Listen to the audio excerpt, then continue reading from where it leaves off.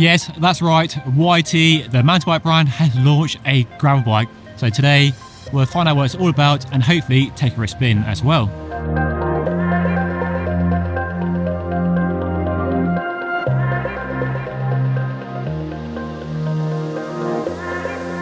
And here it is, the brand new Szepter gravel bike. So you're looking at a full carbon frame and fork with the geometry the real standout feature. A long reach, slack head angle and a short stem, and built around 42mm wide tyres. But really key to the bike and bringing that mountain bike DNA to a gravel bike is the fact that it's built entirely around the RockShox Rudy suspension fork, factored in from the very beginning of the design stage, so definitely not an afterthought. There is no rigid carbon fork option. Suspension is integral to how the new bike works and performs. Only 2 models at launch, the Core 3 with SRAM Rival Explore 1x, and the range-topping Core 4, which I'm going to ride, with SRAM Force Explore group set and the addition of a reverb dropper seat post. I love how the bike looks, with a curving seat tube, not for aero but more for design, flowing into an integrated rear mudguard, which is complemented by one at the front on the fork. There aren't full-length mudguard mounts, but these fenders front and rear should be enough to remove most of the spray and mud when riding in bad conditions. So that's a brand new bike. Give me all the details on it. I'll get changed and then join me out on the trails somewhere in the Surrey Hills to put it through its paces.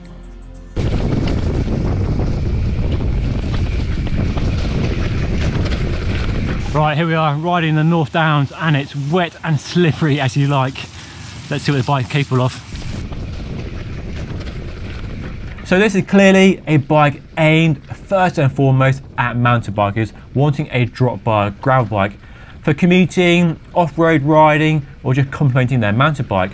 The very first impression is how calm and planted the bike feels at a range of speeds. The geometry gives a fantastic stability that really comes into focus when you're pinballing down a fast single track trail, popping off roots and slithering on the wet leaves. Thankfully, when you hit tarmac or hard-packed gravel, it's no slouch and feels happy to bomb along at a decent speed. The WTB tyres fast and quiet rolling. The high stack puts the handlebars into an easy to reach position, no putting your back out here as you get with some more race-focused gravel bikes, and the compact drops mean they're easy to use on a regular basis.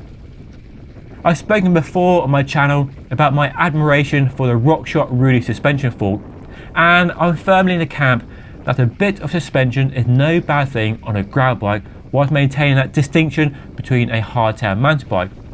Here, the 40mm of front travel matched to the excellent geometry creates a bike that lets you rip along twisting and challenging trails that will have many gravel bikes dreaming of smoother dirt roads.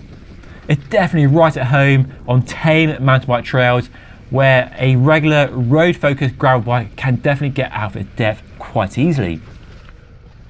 It's clear from riding the bike that YT has infused its first ever drop bar bike with plenty of its mountain bike experience, but thankfully for those of us who aren't into mountain biking, it hasn't gone overboard and held back from creating a super slack monster like the evil Chamois Hagar as an example. The ride brings to mind the likes of the Neat-Proof Digger or the White Glencoe, with a level of confidence on off-road trails that's definitely lacking in many more road and speed-focused aero gravel bikes.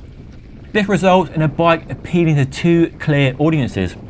There's a less experienced newcomer to gravel who would definitely benefit from the calmness of handling the new YT offers.